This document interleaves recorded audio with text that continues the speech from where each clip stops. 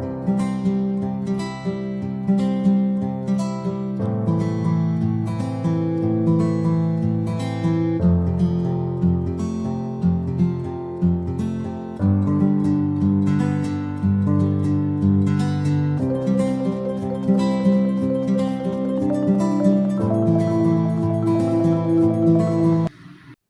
అండి, అందరికీ నమస్తే అండి. Welcome to Prashanti cooking and health అండి. నేను ప్రశాంతిని.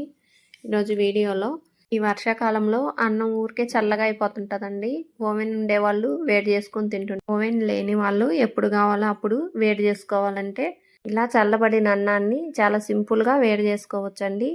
గిన్నెలు పాడవు, అడుగు మాడిపోదు, రైస్ కూడా వేడిగా ఉంటుందండి. వీడియో చేసే ముందుగా ఫస్ట్ టైం కొత్త వాళ్ళు వీడియో చేస్తుంటే మా ఛానల్ని సబ్స్క్రైబ్ చేసుకొని వీడియో నచ్చితే లైక్ చేయండి. వీడియోలోకి వెళ్ళిపోదామండి. చూడండి, నేను ఉదయం వండుకున్న రైస్ అండి. ఇప్పుడు వాతావరణం చల్లగా ఉంది కాబట్టి వేడిగా తినాలనిపిస్తుంది ఎవరికైనా కానీ. అటువంటి టైంలో చూడండి, చాలా సింపుల్గా మనం వేడి చేసుకోవచ్చు రైస్ని. ముందుగా స్టవ్ వెలిగించుకొని ఒక గిన్నె పెట్టుకోండి.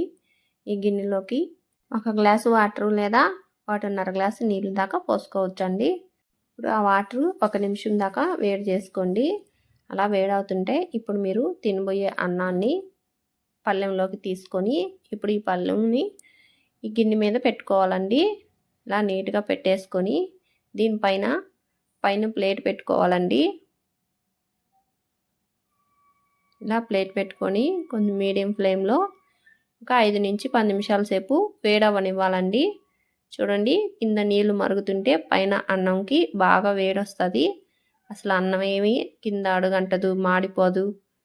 ఒక్కొక్కసారి మనం ఇంట్లో చల్లబడిన అన్నం తినలేక అన్నం వండిన గిన్నెతోటే మనం స్టవ్ మీద పెట్టామనుకోండి, అన్నం కింద మాడిపోతుంది, అన్నం వేస్ట్ అవ్వద్ది. అలాగే దబర కానీ మీరు వండుకున్న గిన్నె కానీ పాడవద్దండి. మళ్ళీ అది రుద్దేటప్పుడు బాగా కష్టపడాలి. ఇవన్నీ ఏం లేకుండా మీరు చాలా సులభంగా ఇలా చేసుకోవచ్చు. రైస్ బాగా వేడయిందండి. మనం వేడివేడిగా తినొచ్చు రైస్ని. స్టవ్ ఆఫ్ చేసేసాను. గిన్నె కూడా బాగా కాలుతుందండి. మీరు కానీ బాగా చల్లబడిన అన్నాన్ని చాలా సింపుల్గా ఇలాగా వేడి చేసుకొని మీరు తినొచ్చండి. వేడివేడిగా ఉంది రైస్. మీకు నచ్చిన కర్రీస్తో తినొచ్చు. ఇలా చేయటం మీకు ముందే తెలుసుంటే కామెంట్ బాక్స్లో తెలియజేయండి.